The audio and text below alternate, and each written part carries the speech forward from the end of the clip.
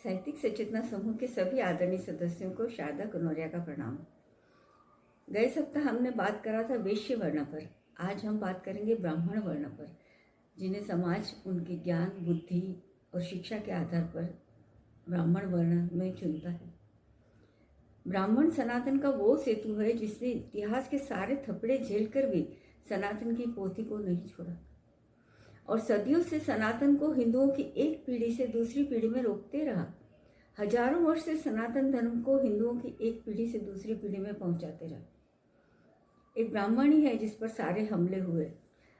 मुगलों ने पहला आक्रमण मंदिरों और पुजारियों पर किया। अंग्रेजों ने भी वैसे ही मुगलों की तरह मंदिरों और पुजारियों पर आक्रमण किए। कांग्रेस वामपंथी ने ब्राह्मणवाद के नाम पर पहला हमला ब्राह्मणों पर किया। चर्च मिशनरियों ने पहला हमला ब्राह्मणों पर किया। हजारों साल के क्रूर इस्लामिक शासनकाल में भी ब्राह्मण ने अपनी सनातन पोथी नहीं छोड़ी, बल्कि तलवार की धार पर चलकर भी अपने सनातन की जड़ों को जोड़े रखा अपने लोगों के साथ। हर गांव का पुजारी पूज्य है। अनपढ़ पुजारी ने भी गांव के छोटे से मंदिर में सनातन की परंपराओं को जिंदा रखा और गांव के 30 त्योहारों के माध्यम से सनातन जीवन पद्धति को जोड़े रखा। यही कारण है कि यूनान, रोम और मिस्र 100 साल के आक्रमण में ही अपनी सभ्यता खो बैठे, लेकिन एक सनातन भारत है जो हजारों साल के आक्रमण काल के बावजूद अपनी संस्कृति सभ्यता को बचाने में सफल रहा, क्योंकि उसके पास सनातन को एक पीढ़ी से दूसरी पीढ़ी को जोड़ने वाला सेतु, उस रूप में पहचानने वाला ब्राह्मण मौजूद था।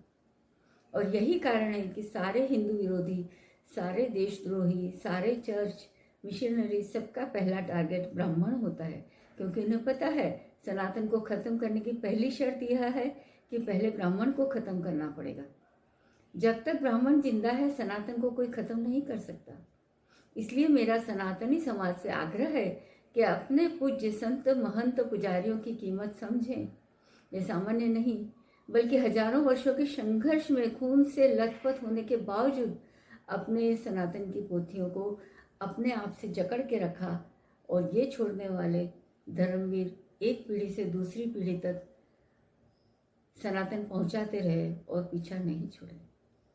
धन्यवाद। जय सनातन, जय श्री राम। अगर आपको मेरा वीडियो पसंद आया हो, लाइक, शेयर, सब्सक्राइब करना ना भूलें।